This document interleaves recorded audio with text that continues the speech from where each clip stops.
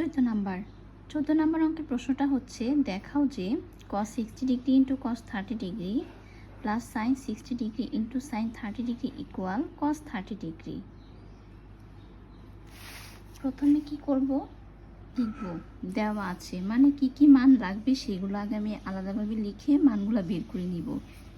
যেমন cos 60 ডিগ্রির মান হচ্ছে হাফ, cos 30 ডিগ্রির মান হচ্ছে √3/2, sin 60 ডিগ্রির মান হচ্ছে √3/2 আর sin 30 ডিগ্রির মান হচ্ছে হাফ। এখন কি করব, বাম পক্ষ দিয়ে লিখব প্রশ্নটা যে cos 60 degree into cos 30 degree plus sin 60 degree into sin 30 degree. cos 60 ডিগ্রির মান কত, হাফ,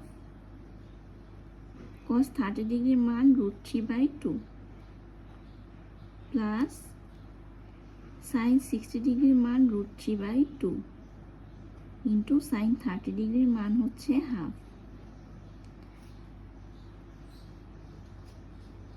2 দুগুণে 4, √3 ইন্টু 1 মানে √3, 2 দুগুণে 4, √3 ইন্টু 1 মানে √3।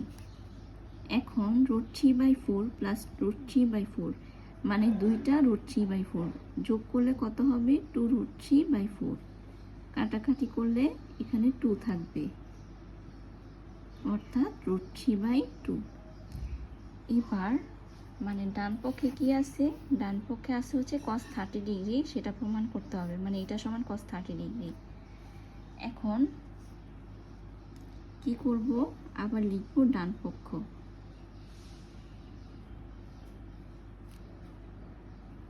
cos 30 ডিগ্রি, আর cos 30 ডিগ্রি মান আমরা জানি √3/2।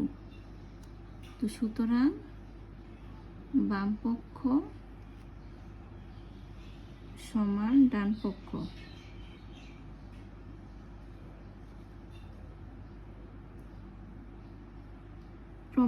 প্রমাণিত না দিয়ে দেখানো হলো।